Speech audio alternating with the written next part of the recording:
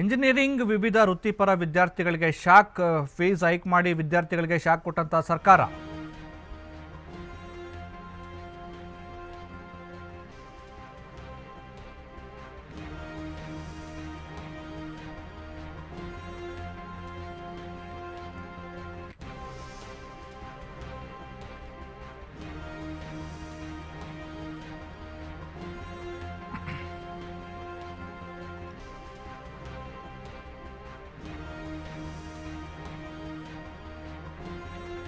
Engineering ವಿವಿಧ ವೃತ್ತಿಪರ ವಿದ್ಯಾರ್ಥಿಗಳಿಗೆ ಸರ್ಕಾರ ಶಾಕ್ ಕೊಟ್ಟಿದೆ. ಫೀಸ್ ಹೈಕ್ ಮಾಡಿ ವಿದ್ಯಾರ್ಥಿಗಳಿಗೆ ಶಾಕ್ ಕೊಟ್ಟಂತ ಸರ್ಕಾರ. ಹಲವು ಕೋರ್ಸ್ಗಳಿಗೆ 10% ಶುಲ್ಕ ಹೆಚ್ಚಳ. 10% ಶುಲ್ಕ ಹೆಚ್ಚಳಕ್ಕೆ ರಾಜ್ಯ ಸರ್ಕಾರ ಈಗ ಸಮ್ಮತಿ ಕೊಟ್ಟಿರುವಂಥದ್ದು. ಉನ್ನತ ಶಿಕ್ಷಣ ಸಚಿವ MC ಸುಧಾಕರ್ ಮಾಹಿತಿಯನ್ನು ಕೊಟ್ಟಿದ್ದಾರೆ. ವೈದ್ಯಕೀಯ ಶಿಕ್ಷಣ ಸಚಿವ ಶರಣಪ್ರಕಾಶ್ ಪಾಟೀಲ್ ಕೂಡ ಇದಕ್ಕೆ ಒಮ್ಮತ ಕೊಟ್ಟಿರುವಂಥದ್ದು.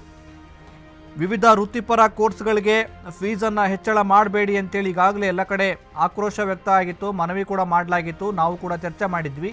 ಆದಾಗ್ಯೂ ಕೂಡ ಸರ್ಕಾರ ಫೀಸನ್ನು ಹೈಕ್ ಮಾಡಿ ವಿದ್ಯಾರ್ಥಿಗಳಿಗೆ ರೀತಿ ಶಾಕ್ ಕೊಟ್ಟಿದೆ. ಹಲವು ಕೋರ್ಸ್ಗಳಿಗೆ 10% ಶುಲ್ಕವನ್ನು ಹೆಚ್ಚಳ ಮಾಡಿದೆ.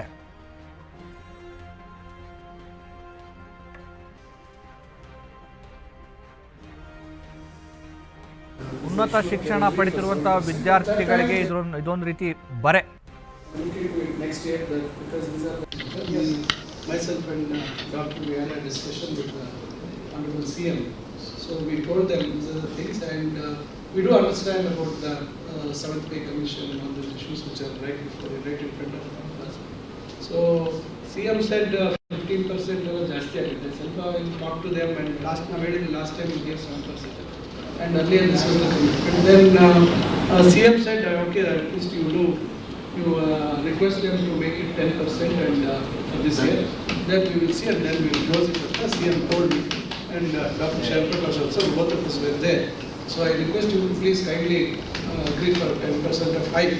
And probably we will also have to face the press. They'll all ask us, because we have to tell them about the implementation of the 7th Pay Commission. Even government also is very serious about implementing the 7th Pay Commission. The report also, you are not there, Vimashankar was there.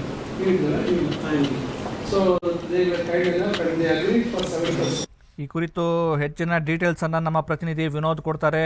Vinod, ಏನಿದು ಈಗಾಗಲೇ ಏನು ಖಾಸಗಿ ಶಾಲೆಗಳ ಆಡಳಿತ ಮಂಡಳಿಗಳು ಒಂದು ಮನವಿ ಮಾಡ್ಕೊಂಡಿದ್ವು ಹೆಚ್ಚಿಗೆ ಮಾಡಿ ಅಂತ. ಆದರೆ ಎಲ್ಲ ಮಾಧ್ಯಮಗಳು ಮತ್ತು ಸಾರ್ವಜನಿಕರು ವಿದ್ಯಾರ್ಥಿಗಳ ಅಂದರೂ ವೃತ್ತಿಪರ ಶಿಕ್ಷಣ ಪಡೆದಿರುವಂಥ ವಿದ್ಯಾರ್ಥಿಗಳ ಪ್ರವೇಶ ಶುಲ್ಕವನ್ನು ಹೆಚ್ಚಿಗೆ ಮಾಡಬೇಡಿ ಅಂತೇಳಿ ಸರ್ಕಾರಕ್ಕೆ ಆಗ್ರಹ ಪಡಿಸಿದ್ವು. ಆಗಿದ್ದರೂ ಕೂಡ ಸರ್ಕಾರ ಹೆಚ್ಚಳ ಮಾಡಿದೆ. ಇದು ಒಂದು ರೀತಿ ವಿದ್ಯಾರ್ಥಿಗಳಿಗೆ ತುಂಬ ಸಂಕಷ್ಟ ಆಗುತ್ತೆ. ಏನಿದೆ ಡೀಟೇಲ್ಸ್?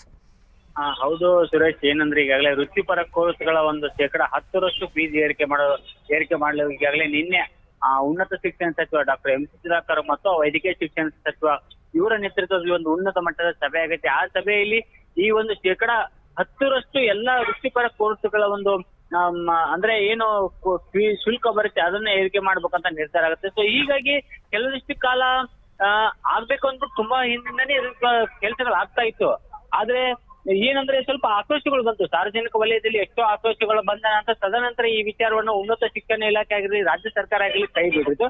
ಸೊ ಆದ ನಂತರ ಒಂದು ಎಲೆಕ್ಷನ್ ಮುಗಿದ ನಂತರ ಈಗ ನಿನ್ನೆ ಈ ವಿಚಾರವಾಗಿ ಮತ್ತೆ ಪ್ರಸ್ತಾಪ ಮಾಡಲಾಗಿತ್ತು. ಅಂದ್ರೆ ಖಾಸಗಿ ಕಾಲೇಜು ಆಡಳಿತ ಮಂಡಳಿಗಳು ಒಂದು ಪ್ರಸ್ತಾಪವನ್ನು ಕೊಡುತ್ತೆ. ಅಂದ್ರೆ 10% ಹೆಚ್ಚಿಗೆ ಮಾಡೋದಕ್ಕೆ ಒಂದು ಪ್ರಸ್ತಾವನೆ ಕೊಡುತ್ತೆ. ಆ ಒಂದು ಪ್ರಸ್ತಾವನೆಗೆ ರಾಜ್ಯ ಸರ್ಕಾರ ತಿರಸ್ಕರಿಸುತ್ತೆ. ಯಾಕಂದ್ರೆ 15% ಆದ್ರೆ ಈಗಾಗಲೇ ಒಂದು ವಿದ್ಯಾರ್ಥಿಗಳಿಗೆ ಹೊರೆ ಆಗುತ್ತೆ. ಈಗಾಗಲೇ ಕಳೆದ ವರ್ಷ 7% ನಷ್ಟು ಹೆಚ್ಚಿಗೆ ಮಾಡಲಾಗಿತ್ತು. ಮತ್ತೆ ಈ ವರ್ಷ ಮತ್ತು 10%, 15% ಹೆಚ್ಚಿಗೆ ಮಾಡಿದ್ರೆ ವಿದ್ಯಾರ್ಥಿಗಳಿಗೆ ಹೊರೆ ಆಗುತ್ತೆ, ಮತ್ತೆ ಪೋಷಕರಿಗೆ ಸಹ ಇದರಿಂದ ತುಂಬಾ ಹೊರೆ ಆಗುತ್ತೆ. ಆ ಒಂದು ಕಾರಣಕ್ಕೆ ಒಂದು ಸಾಧಕ ಬಾಧಕಗಳನ್ನ ನಿನ್ನೆ ಒಂದು ಸಭೆಯಲ್ಲಿ ಚರ್ಚಿಸಿ ಒಂದು ಎಲ್ಲ ಅಧಿಕಾರಿಗಳು ಒಂದು ಸೂಚನೆ ಹೇಳ್ತಾರೆ. 10% ಅಂದ್ರೆ ಒಂದು ಗ್ರಾಮೀಣ ಭಾಗದ ಜನರಿಗೆ ಒಂದು ಅನುಕೂಲ ಆಗುತ್ತೆ. ಸೊ ಮತ್ತೆ ಸಿಟಿ ಭಾಗದ ಜನರಿಗೂ ಮಧ್ಯಮ ವರ್ಗದ ಜನರಿಗೂ ಇದರಿಂದ ಅನುಕೂಲ ಆಗುತ್ತೆ. ಸೊ 15% ಒಂದು ಏರಿಕೆ ಮಾಡಿದ ಶುಲ್ಕ ಎಲ್ಲರಿಗೂ ಹೊರೆ ಆಗುತ್ತೆ ಇದರಿಂದ ಅಂತೂ ಒಂದು ನಿರ್ಧಾರ ಮಾಡಿ ತದನಂತರ ಒಂದು 10% ಏರಿಕೆ ಮಾಡಿ ಅಧಿಕೃತವಾಗಿ ಒಂದು ನಿನ್ನೆ ಸಭೆಯಲ್ಲಿ ಆದೇಶ ಹೊರಡಿಸಿದ್ದಾರೆ. ಸುರೇಶ್, ಓಕೆ, ಧನ್ಯವಾದ ವಿನೋದ್ ನಿಮ್ಮೆಲ್ಲ ಮಾಹಿತಿಗೆ.